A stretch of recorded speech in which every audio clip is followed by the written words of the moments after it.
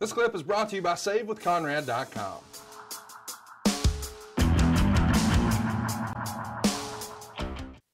He would continue. When we had David Arquette introduced as a fashion designer, actor, comedian, and former WCW world champion, there had been newspaper stories that Arquette had gone off the deep end since the end of his marriage to Courtney Cox fell apart. His voice was shot and he looked rough out there. He's a big fan and was at a show only a few weeks ago and shot an angle of getting kicked out. He knew everyone backstage and knew their storylines as well, which put him one up on creative.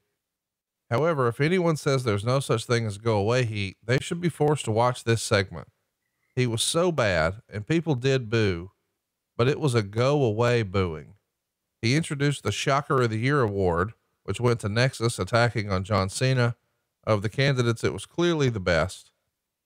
The David Arquette has go away heat thing I wanted to bring up to you because you were in WCW when they tried that regrettable storyline that he was just a big fan. It wasn't his idea, but he played along. And by the way, good guy David Arquette donated 100% of all the money that he made to the families of fallen wrestlers, like the Pillman family, which I think is just tremendous. What'd you think of David Arquette? You and I haven't talked about him before. My dealings with him, he was a good dude. Yeah. You know, he was in over his head once it started, you know, him getting too far involved in the wrestling end. But, you know, I look at simple gestures in this business that, you know, tell me a lot about a guy. After the show where he first appeared on the show, he was in the bar drinking. The guys were all in there drinking. And I think the guy ordered something like 50 pizzas for the boys. Yeah. He didn't have to do that. He didn't know anybody in that room. Right. You know, he could have very easily just went to his, you know, his room or went wherever he was going and, you know, took his exposure and parlayed it to his benefit. But the guy was trying to be one of the guys and do something nice for the guys.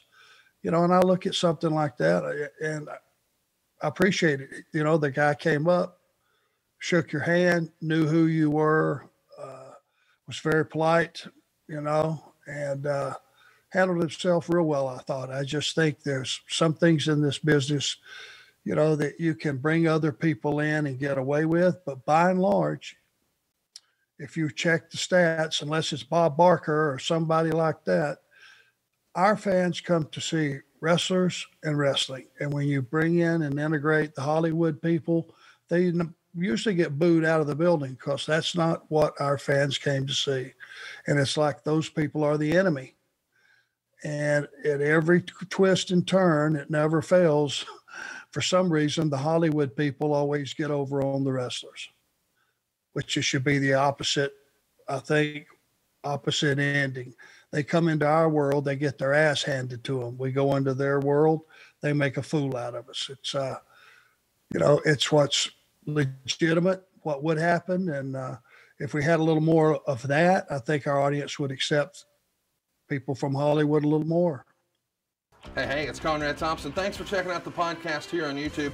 Be sure to hit the subscribe button and the notifications bell so you get a notice anytime we upload some new content. And go save yourself some money right now. If you're in a 30-year loan or you have credit card debt, it's not a matter of if I can save you money. It's a matter of how much. Find out right now for free at SaveWithConrad.com.